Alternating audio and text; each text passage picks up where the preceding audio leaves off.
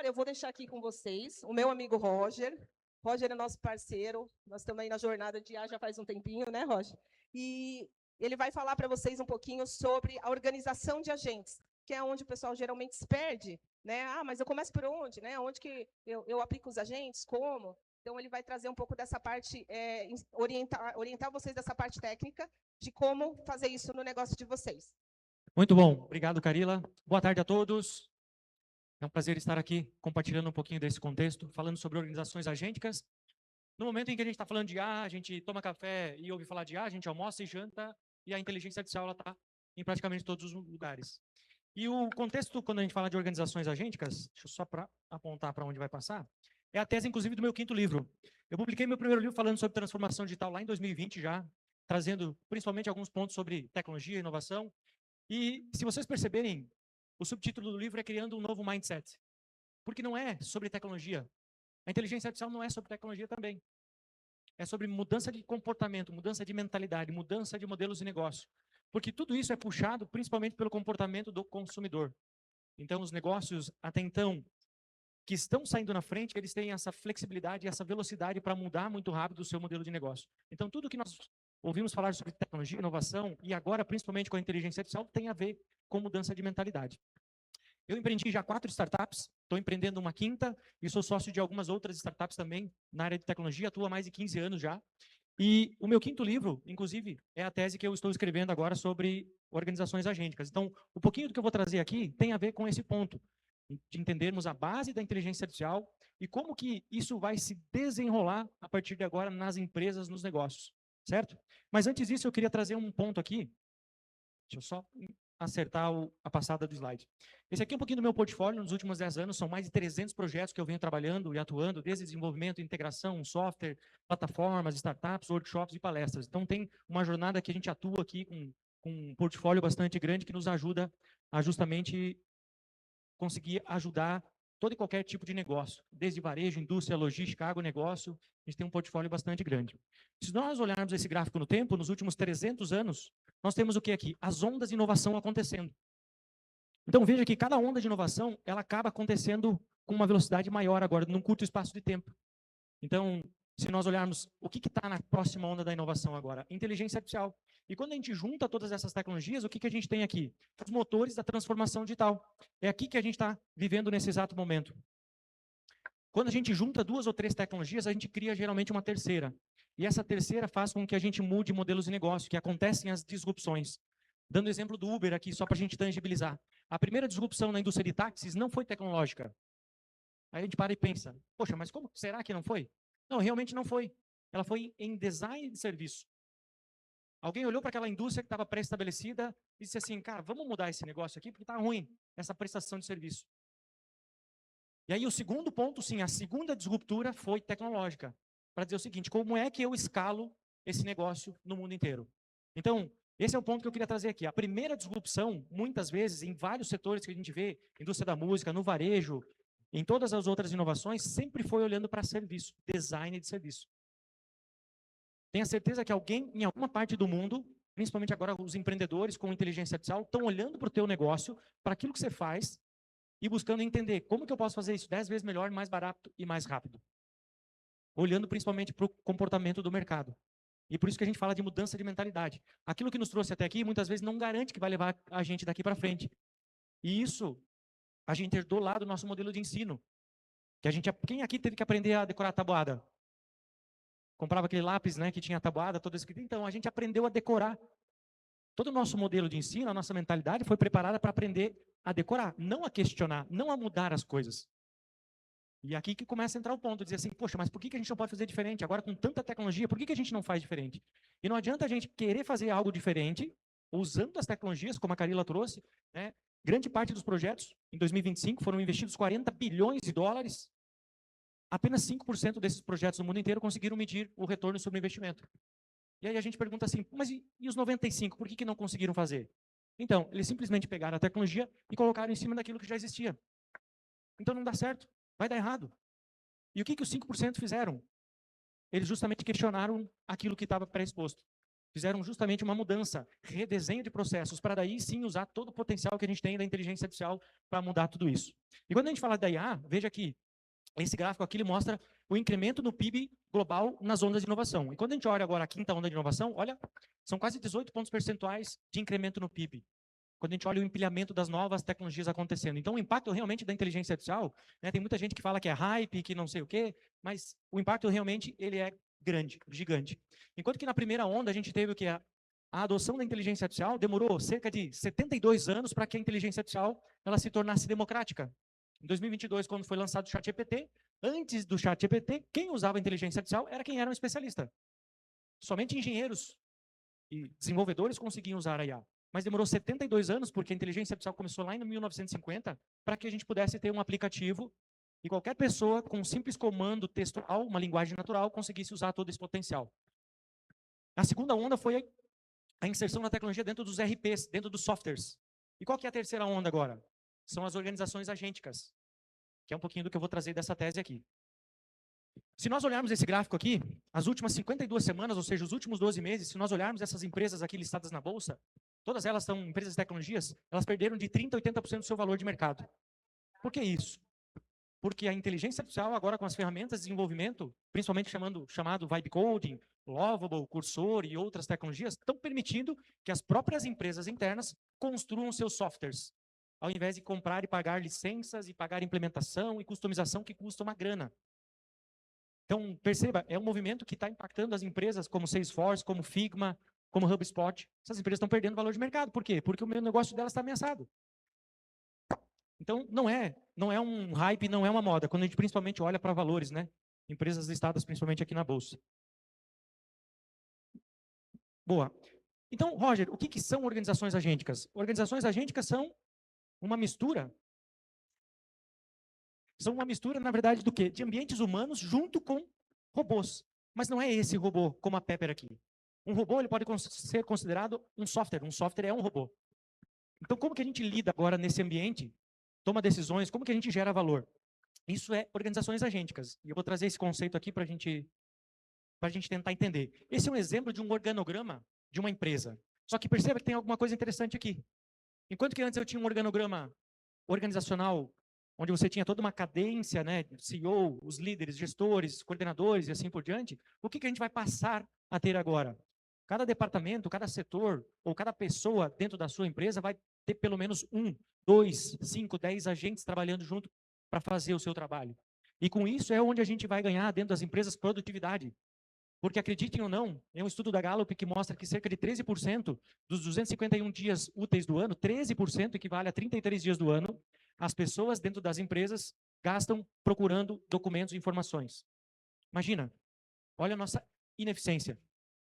E os outros 37%, as pessoas dentro das empresas, é um estudo global, a gente gasta com reuniões internas para resolver como que a gente vai fazer a execução daquilo. Então, significa que a nossa produtividade é 50% dentro das empresas. Como é que a gente não resolveu isso ainda? O básico a gente não fez.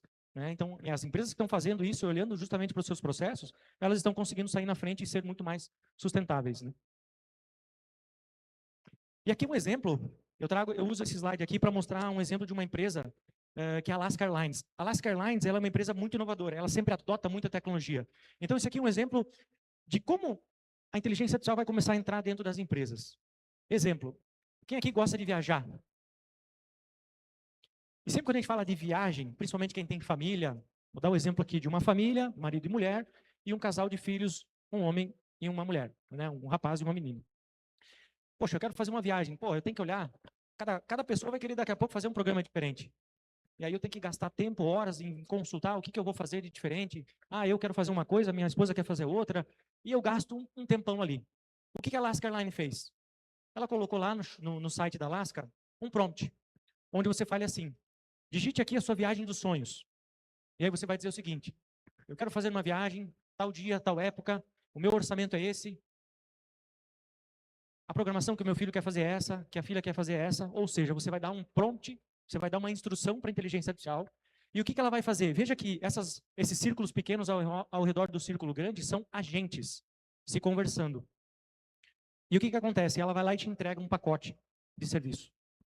sendo que ela conversou com a parte de locação de carro, com o serviço de turismo, de hotelaria, mas não foi uma pessoa conversando, foram os agentes se conversando e entregando uma solução para aquela pessoa que está buscando a viagem. E aí a gente fala o seguinte, quem aqui usa o Waze? Quem confronta o Waze? Geralmente a gente se dá mal quando a gente confronta o Waze. E o ponto é o seguinte, a gente vai passar a confiar muito mais em agentes do que em marcas. Anotem isso. A gente vai passar a confiar muito mais em agentes do que em marcas. Imagina o seguinte, Alexa, com base no que você me conhece, qual é o melhor carro para mim comprar e em quantas parcelas?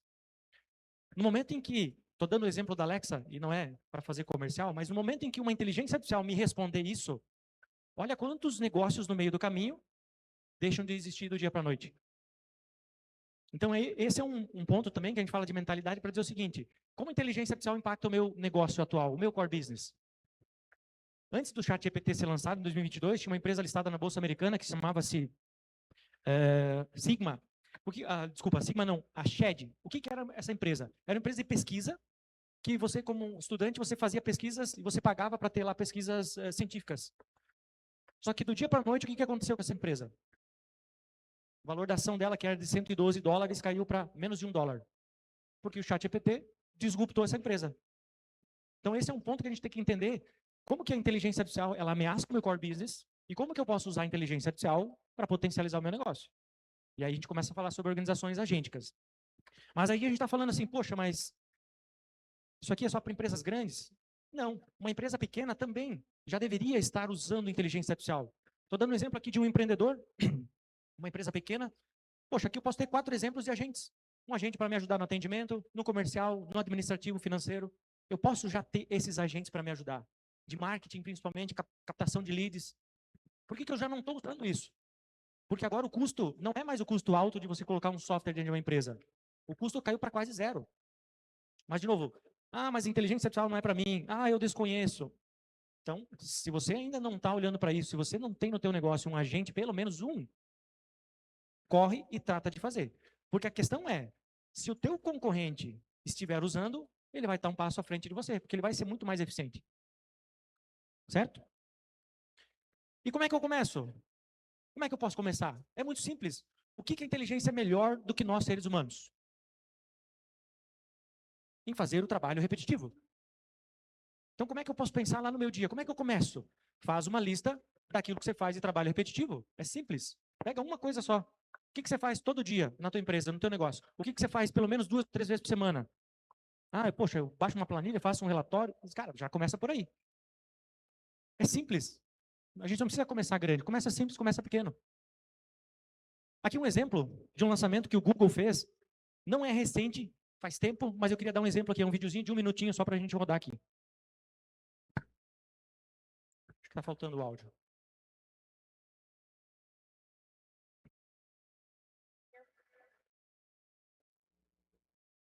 So what you're going to hear is the Google Assistant actually calling a real salon to schedule the appointment for you.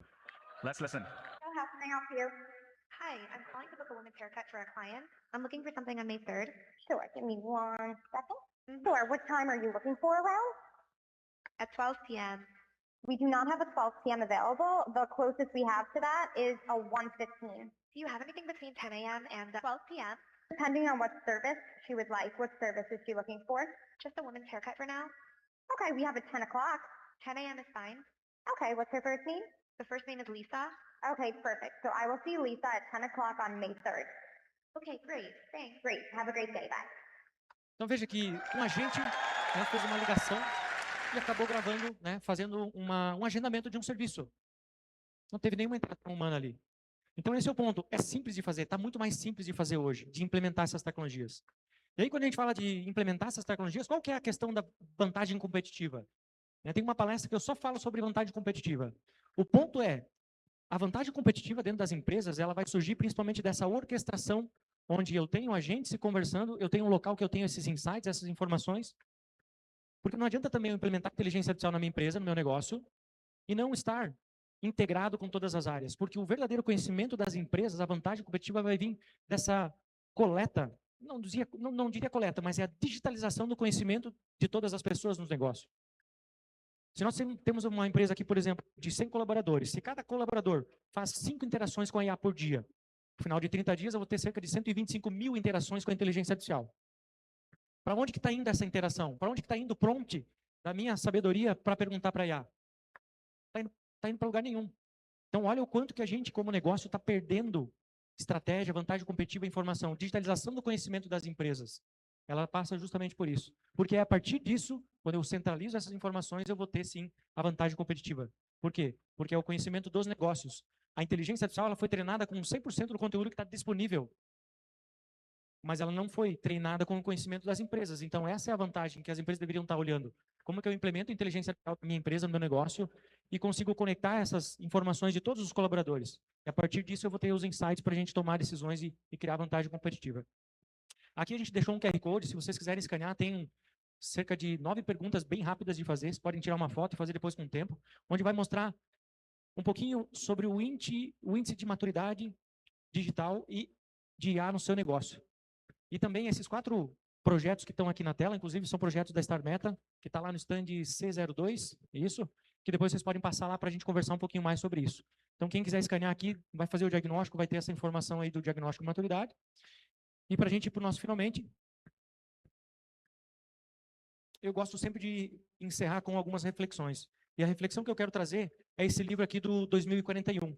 É um livro do Kai-Fu Lee. Kai-Fu Lee é um dos especialistas de inteligência artificial. Ele foi diretor da Apple, foi diretor do Google, e hoje ele tem um fundo de investimento na China, inclusive, que investe em empresas de tecnologias de IA.